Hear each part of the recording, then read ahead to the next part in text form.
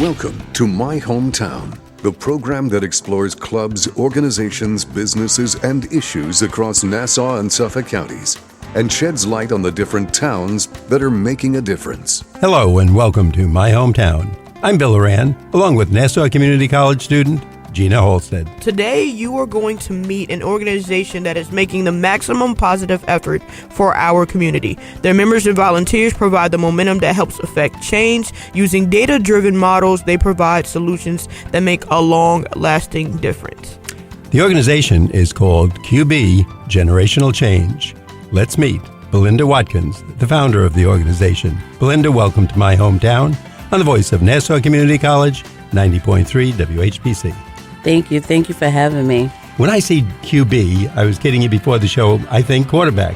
But right. You told me it has nothing to do with quarterback. Nope. So what does the QB stand for? QB stands for Queen Belinda. And I think Queen Belinda is right at the table here with us. That's right. That's right. That's right. You are Queen Belinda, right? That's right. So you're the boss, you're the founder, and what you say right. goes. That's it. We better be nice to her, Gina. She's the president of everything here. So tell us about why you wanted an organization like this and why you wanted to get involved in a community organization. Well, I've always done community work, and I've learned most of that from my grandmother, just watching her feed the community and, and allowing everyone to come in her house and helping everyone. But I didn't understand it until I got a little bit older and had my own children. But when I started my business, my home care business, I seen the difficulty that I was having. There was little resources that was there, or to my knowledge, or maybe I wasn't researching enough. But when you ask for help, I wasn't getting the feedback was not as good. So I said, what if there's children who have a business that are struggling with that? So that's how my organization came about. Because I was like, well, I want to give them a platform to showcase their business, because a lot of them can't afford, storefronts. So that's how it started. And we started out with 15 children, and our last event was 35. When you say children, though, you're connecting children with business. So I think I missed a step in there. And you said to me, this is not lemonade stands you're talking about, right? We have my own daughter. She has a candle. She makes homemade candles. We actually have two. We have T-shirts, lip gloss, natural lip gloss. Then we have a smoothie, two sisters that do smoothies. I'll test that for you. Yeah. I'll do that. We have two sisters that write books. They write their own books. We have a young lady that does pageants, and she wrote her own book as well too. And we're starting, and they're underneath 21. So just those age businesses I just said, they're ranging from maybe 4 to 12. And I didn't get to the big kids yet.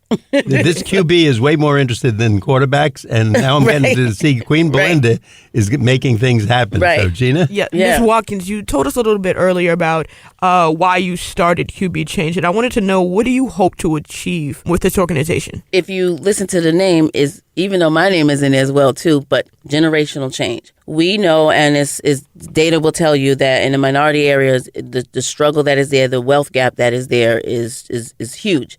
So, even though my organization is open to all kids in any background, disability, and everyone is welcome, but that generational gap, if I can help that in some way to bridge that gap and to build generational wealth by doing this, then that's my push for that. That's the drive for that. And when I tell you, they leave out of there making at least $500 every time we have the event or more. That's a beautiful thing, because you just said that a lot of communities are underfunded, and Correct. Being able to kind of close that gap and allow those opportunities to the younger generation, it just helps. It helps tremendously. So I commend you for that. And not even just the generational gap through wealth, is just even with education. So I'm taking it a step further to provide actual workshops for them, whether it's workforce development, financial literacy, because when anybody can go into business, but if you're not financially stable or educated on, you will fail within a matter of 2 years, if not sooner. Now, Belinda, let me ask you, for our audience, what are the ranges? When you say children, that's kind of a widespread number, or can be. So the people you're actually dealing with, where do they fit in an age group? It's children, young adults, young professionals. So we go from 24 and under. And our youngest, when she started, she was 4, making lip gloss. I know that shocked me when you told me that before the show. Yeah, and she expanded now to shampoo. Now, of course, some of the mixing she has to, have her mom help. But I've asked all of them to send a video when they're very young. You have to be real careful, because sometimes parents like to sneak in their business. So, but I tell them, look, show me business. And if you talk to her and interview her, she can tell you exactly about her products. literally without even reading a piece of paper. I'm thinking just what a great experience, Yeah. and almost like kids who play soccer. Not all of them have to go on to be pros or Correct. tennis or Correct. bowling, but Right. if they learn something Right. dealing with people, what some of the rules of business, Correct. better to make their mistake on a $200 or $300 or $500 business or Right. $1,000 business than when Correct. you're into the multi-millions and someone asks you an accounting question and you have no clue. And not only that, it also bring back the customer service part in that, because during COVID, the children, the interaction has dropped tremendously. All they want to do is text each other. So now when you're out making money, if you want to make money, you have to talk. So when they first started out, because some of them been with us since, the very first one we had, but you see the growth because now they're talking, they're out, they're like, look, you want this? Because, they want the dollar. So because they noticed the first one, they wasn't making that much money because they were sitting there and they was quiet. And we do a customer service class for them as well. So we try to tell them, listen, if you want to make the money, you have to get up and speak. So that component to that is there. We're bringing that back, the customer service and the interaction, the social interaction. That really is awesome, and I think that these kids, I'm sure they have no idea. They're probably getting a master's class in all in one. What if you went for an MBA, right? And at a young age, and where there's no pressure, they don't have to do research. Right. They just have to run their business, which they obviously enjoy, and they're already starting. So right. And anybody can sign up. Some of them are coming to me already with the business, but I encourage them. I don't care if they go buy socks in bulk. I just need them to get the thought process of selling. I have socks here. I'm going to sell them for $1, $2, whatever they want to sell them for. Because at the end of the day, they get excited about making that first dollar. Like, this is how it works. So you can see their wheels turning at the events. Literally, they're like, he gave me $50. And it's just great to see them make that kind of money like that. it must be just like when that hits, like the first time if you're a pianist, you play the piano. Or if you're a really good soccer player, you say, this is for me. Exactly. And all of a sudden, it's like a light bulb go off in there. Unfortunately, the only thing I'm good at is eating cheeseburgers, but that's okay. We'll find a way to make money on that. And some of them, I will tell you, some of them don't come back because they will look. This is not for me. This is too much work. And that's okay. That's okay. Experience. And that's okay. That's part of their life. But I still offer them the other workshops that we have. So even though they may not be an event, but there's other mentorship programs that we have. So I know you started talking more about the event, so tell us a little bit about your youth expos. What are they and who are they for specifically? It is for entrepreneurs. The vendors are 24 and under, but the event itself is open to the public, and we have all ages that come through.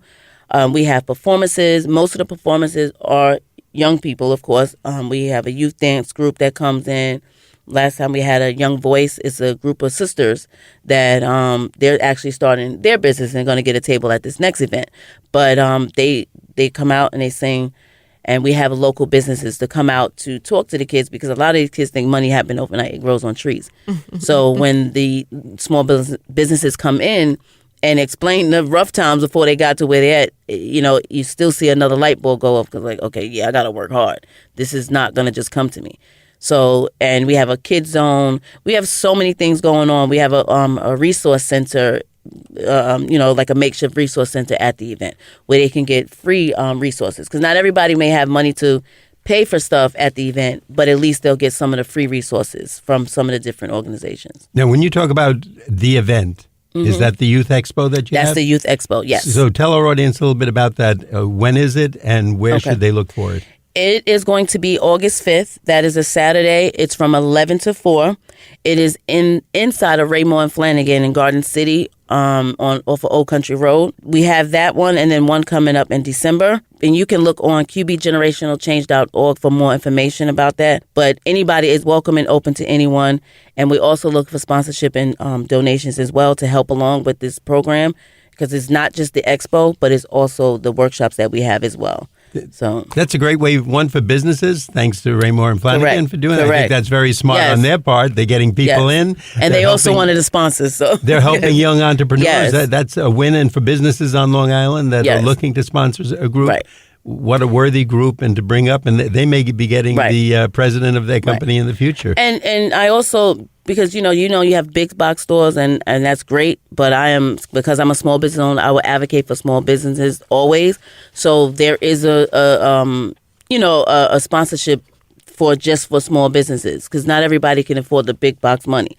So with that being said, there are they could be advertised on my website. We mention them at the event, things like that. And because I'm the one running my website, they stay on actually longer. So I told you she's the boss. She's the queen. She's the boss. She's the founder. So if any students out there want to volunteer in the internship, I do need help with my website to be monitored. But yes, that is basically the gist of that event. So I would love for everyone to come and support. I know it's over the summer. Everyone's busy. But I'm telling you, you will be amazed because I've doing this for a long time, and this is our 8th event, and every time I'm amazed, every time. I want to remind you that you are listening to My Hometown on the Voice of Nassau Community College, 90.3 WHPC. My name is Gina Halstead along with Bill Horan, and today we're learning about an organization called QB Generational Change. Our guest today is Belinda Watkins, the founder of the organization. Now, Ms. Watkins, I know you said earlier that you guys do accept donations. I was wondering, where can people go and donate to support to this cause?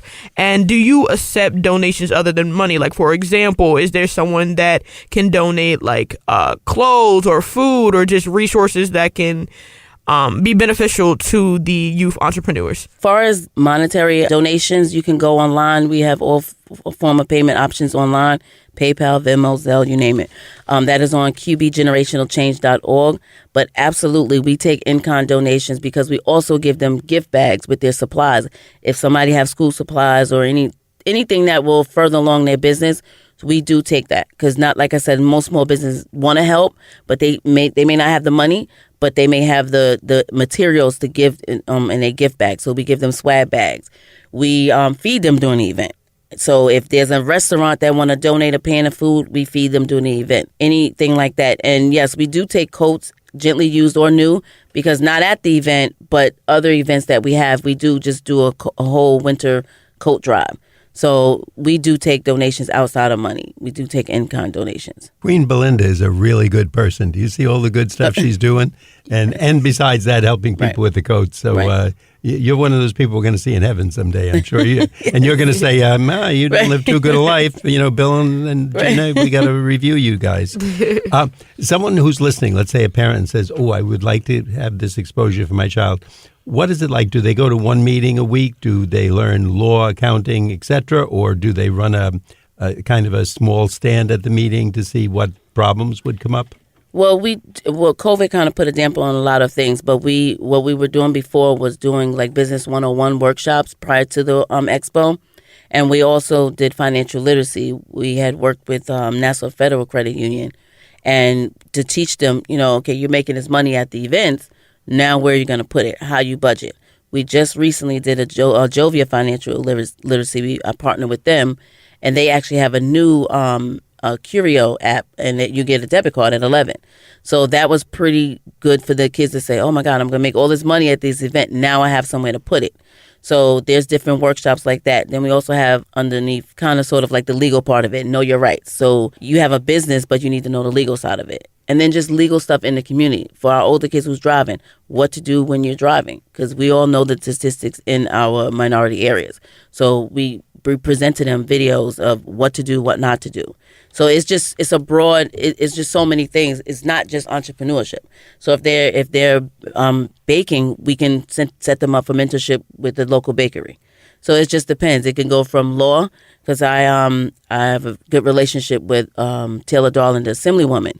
She's always looking for interns, so I can send some of my kids over there if they're interested in law or politics and they want to get into that.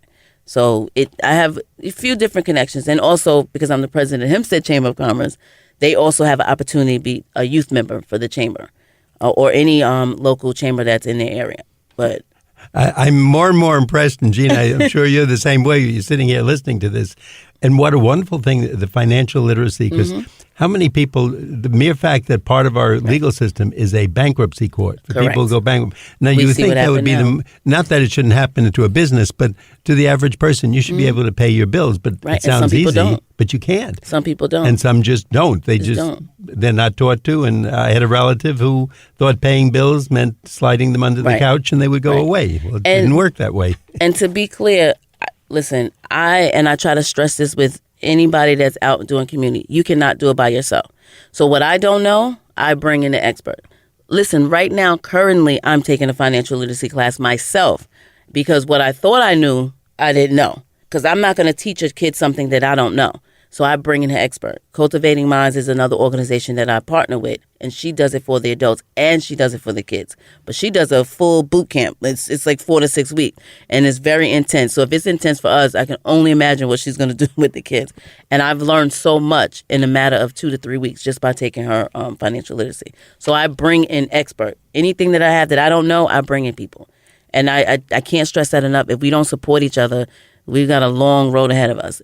It's okay to bring in other organizations to help you out. Oh, that's the best thing. If you do what you do best and let someone else, the experts, do the rest. So if it's accounting or taxes or fixing your car, that's the right people. I'm so impressed with this, though, and I think it'd be fun following some of your students as they go on, because somebody's going to come back and say, now I'm on Shark Tank, now I'm running this business, now I open my own bakery. Or they might find it's not for them. Right. They want to go into medicine or science or something. Right, exactly. Good for them. And some of them, one we had, I got them on interview with someone else, and she said she wanted to be a doctor, but she's an artist. She draws art. She said, I love it. That's her passion. But she said, I also want to go to school to be a doctor. So they have other dreams, but they definitely want to make their own money. And nobody's telling them what And good for them, and thanks to you, they're going to know what to do with it when they make it because of that financial literacy. Correct. Now, we've heard today just how much QB Generational Change has been able to accomplish, but I'm curious as to some of the problems that you run into just being a small minority-owned nonprofit organization. Honestly, and I actually just saw a thing on it too to back me up, is funding. Grassroots nonprofits organization, we do not get the help that people think we do. I can tell you when I first started this, I have reached in my pocket several times. And it was tough and it's a struggle, but I know that it's helping the children, so it's okay. But funding is the hardest, that's the biggest challenge. And just recently now with the new staff that they have with Nassau County, Nassau is starting to really push a little bit better to reach out to grassroots organizations because we're out here. Even I have another one who runs Hempstead Caring Hearts. She's dealing with the homelessness. That's a huge challenge right there. But guess what? She's coming out of her pocket. So for my organization, yes, funding is one of them. And then, I do get a lot of support, but it's the challenge is the people you expect to support you don't support you. Mm-hmm. And that's really hard because you're like, wait a minute, I thought we were close. But I don't give up and I keep going and look to those that do support me. Because when I look up and I look at the list who actually come out to support us, if y'all don't mind, I can go down the list. We have Nassau Council Chamber of Commerce who support us, Hempstead Chamber. We have the Assemblywoman who has come. Actually, she's been there before she was Assemblywoman when we had 15 kids. So, you have Hempstead Caring Hearts has supported us, Cultivating Minds. And I say this for a reason because they try to pin organizations together. They try to say that people are not helping, and that's not true. That's simply not true. And, I can keep going, but it's just really, Hofstra have helped us. I even had someone donate things from this college, just bags or just little trinkets to put in a gift bag. It seems small, but it goes a long way. We have local businesses. We have Central Station. He's donated clothes, brand new clothes right out of his store. And he was a sponsor since day one. We actually did the first one in his store. I say all that to say is if we don't support each other, it's going to be a hard road. And grassroots organization, please support. If you can hear me, please just really support your grassroots organization because we're doing a lot. We're doing a lot. And I couldn't have said it any better. I know there's this old saying in our culture that, it takes a village to raise a child, but I think it takes a village to just cultivate a community. Right. Yes. Because people don't understand, like, if 10 people thought the same thing, right? Imagine the just effect that you can have on 10 others. Right. And it takes a village behind an adult as well. We all need a village. I'm not ashamed to say that I need a village behind me as well because doing this is rough. And Gina and Belinda, just something, Long Island is filled with so many small businesses, and I'm sure that this is a great opportunity, even what, as you said, it might seem like a small amount. They don't have to, you'd love 10,000, 100,000, but smaller numbers still help. Maybe it's product, and maybe it's just their expertise, an accountant, an architect, a law firm that could come, a dentist office that could come and explain to the people how a small office works, how employees are paid, how you set up a time chart for their working hours, lessons, restaurant tours, etc. So if anybody's out there, you're looking to do good for the community, we have the perfect lady you want to meet here. You were listening to My Hometown on the Voice of Nassau Community College, 90.3 WHPC. My name is Gina Halstead, along with Bill Horan, and today we're learning about an organization called QB Generational Change. Our guest today is Belinda Watkins, the founder of the organization.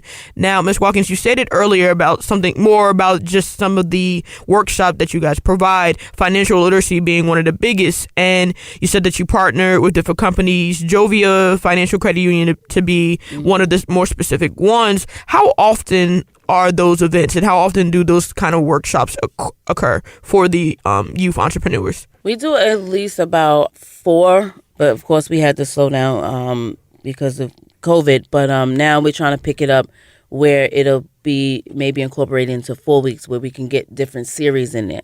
So we're kind of tweaking it to, and we also look at, vacations, summer, because some kids don't want to really do much over the summer. So we try to do it during our school calendar year because they're already out, and when they summer come, we just kind of want to just leave them alone and just give them the event.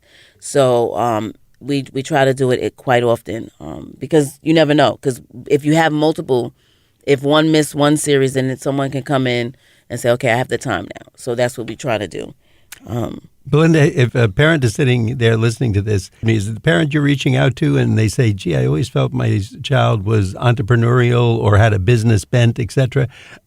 Do they contact you and sign up for a course, or do they come to 3 lectures, or how does it work? Yeah, they could sign up to us. And like I said, if I'm not running that particular program at the time that they call, I can always connect them to another organization that I work closely with who may already have their class going already. So they can sign up on qbgenerationalchange.org, reach out to us and let us know which program they want to get involved with, and we can get them up and running. And also, too, like I said, if they have an idea or if they say they want to be an entrepreneur but they don't know what, like I said, it could be toys, trinkets, whatever. They just need to get in the process. And it's trial and error. My 2 younger ones, my son and daughter, they started out with a candy store.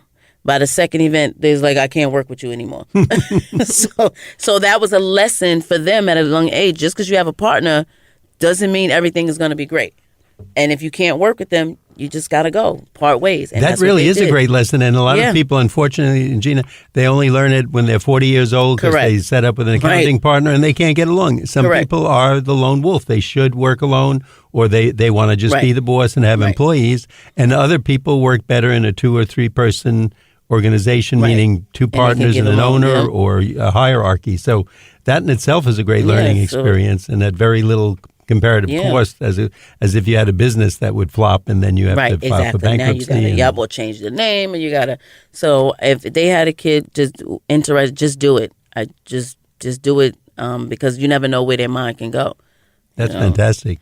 Yeah, I mean, you shared just a lot of information today as far as what you guys offer, what the organization is about. And I want to know, what are the 2 big takeaways that you want people, whether they are vendors or shoppers, to take from QB Generational Change?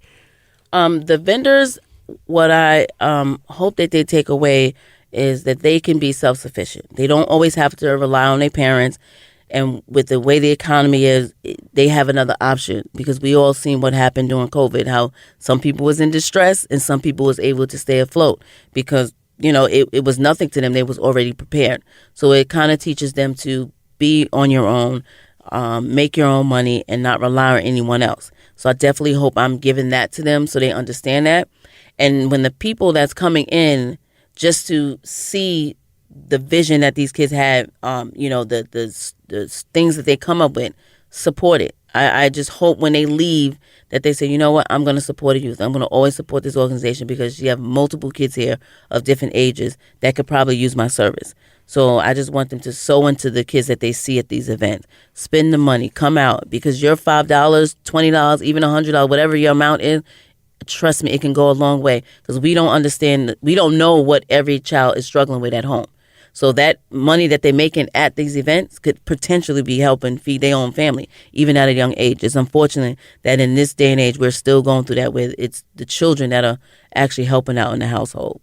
financially. Well, that's the way it is, and you're obviously helping them. One of the things I see that you actually have mentoring programs, and it reaches some areas that I wouldn't think of. You have programs in law and justice reform, graphic design, marketing, and food. And, of course, that's a big industry all over the place, just knowing the restaurant business, how to take care of customers, whether you want to be an employee, management, or perhaps the owner, the entrepreneurial. So are there any other ones that we should know about? For now, those are the we have an art mentorship program that we're going to do as well, because I realize we have about 4 or 5 artists that come through, and just even learning how to be in an art gallery, who you market to, where, you know, a lot of artwork in galleries in the city, but, you know, it's a few out here on Long Island, so we're going to try to connect them to those art galleries, because believe it or not, they have a lot of good artwork. So that's one of the ones we're going to add to it. And music, we are going to have a DJ that is going to help train some of the DJs, the younger DJs, who's either already a DJ or just get some basics. So wait a minute, you're going to take over our jobs? No. Gina and I are going to lose our jobs because of Belinda's good work here. Not me. Just be careful what territory you're stepping on here. So I'm not doing that. I'm surrounded by a lot of DJs, and when I brought it to their attention, they're ready. That's wonderful, and kids like that. Yeah. And again, it's part of the experience learning. Even if they learn something they don't want to go into, they've avoided wasting time in that direction, and it helps form them the direction they want to go into. And I love that you guys don't forget about the arts. Like my generation, especially, we're music lovers. We love photography. We love videography. You know, being creative is something that is like freeing in a way for anyone, but my generation specifically. But just being able to kind of have a place where you can learn those things that might not be available in school or in extracurricular activities or things like that. So I also know that you mentioned earlier that you are looking for internships and people who, you know, can help out. Do you guys also take volunteers? And where would you recommend anyone who's looking to volunteer go? Like where can we find you, and what more information would you have for anyone that's looking to volunteer? Well, they can go to qbgenerationalchange.org. We at the event, we're always looking for volunteers before the event, because we it's just so many things that needs to be done prior to the event, and even right now. And it's not just for the nonprofit organization. Because I have another business, they even have an opportunity to help with my home care agency. And if there's someone looking into the medical field, that's something that they can, even if it's the office work, they can still see the back end of owning a home care agency. So there's always opportunities for that. Belinda, before we wrap up, that website real quick. It's qbgenerationalchange.org, and you can find all our information there to donate, our activities, our workshop, and our expo. All the information will be up there. We've been talking with Belinda Watkins. She's the founder of the organization known as QB Generational Change. Belinda, thank you so much for taking time to speak to us today. I'm Bill Horan. I'm here with Nassau Community College student Gina Halstead. We thank you for listening to this week's episode of My Hometown. We'd like to get your feedback on My Hometown. Send your comments to WHPC@ncc.edu. Nassau Community College, where success starts and continues. Till next time, this is Bill St. James. And remember, there's no town like your hometown.